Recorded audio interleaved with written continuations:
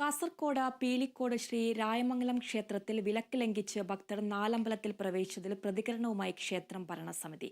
ജാതി വിവേചനം ഇല്ലെന്ന് ക്ഷേത്രസമിതി ക്ഷേത്രത്തെ അപമാനിക്കാനാണ് വിലക്ക് ലംഘിച്ചതെന്നും കുറ്റപ്പെടുത്തി. അതേസമയം ആചാരത്തിന്റെ ഭാഗമായല്ലാതെ സ്ത്രീകളും കുട്ടികളും അകത്തുനിന്ന് തൊഴുന്ന വീഡിയോ പുറത്ത്.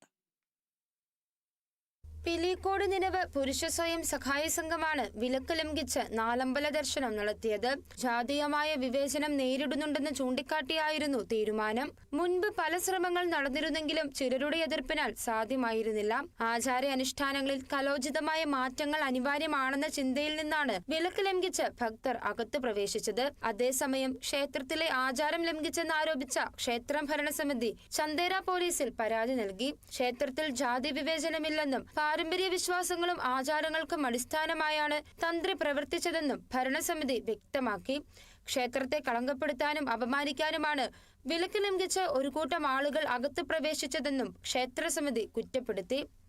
നിങ്ങൾക്ക് കയറാം, ആവശ്യമുള്ളവർക്ക് കയറാം, നിർബന്ധമുള്ളവർക്ക് കയറാം എന്ന് തന്ത്രി പറഞ്ഞതിൻ്റെ അടിസ്ഥാനത്തിൽ തന്നെയാണ് നമ്മൾ ഇന്ന് ഏതായാലും കളിയാട്ടം ഇവിടുത്തെ പൂരോത്സവമൊക്കെ കഴിഞ്ഞ് എല്ലാം ശാന്തമായ ഒരു സാഹചര്യത്തിൽ ഇന്ന് സംക്രമ ദിവസം തന്നെ വിഷു ദിവസത്തിൻ്റെ തലേദിവസം നമ്മൾ ഈ നാലമ്പല പ്രവേശനം നടത്താൻ.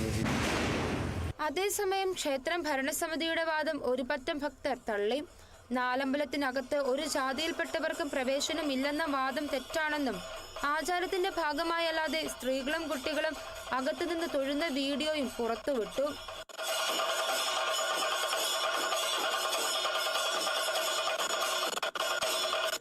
പ്രശ്നം പരിഹരിക്കുന്നതിനായി ക്ഷേത്രം ഭാരവാഹികളുടെയും ഉപക്ഷേത്ര പ്രതിനിധികളെയും ഉൾപ്പെടുത്തി യോഗം ചേരും.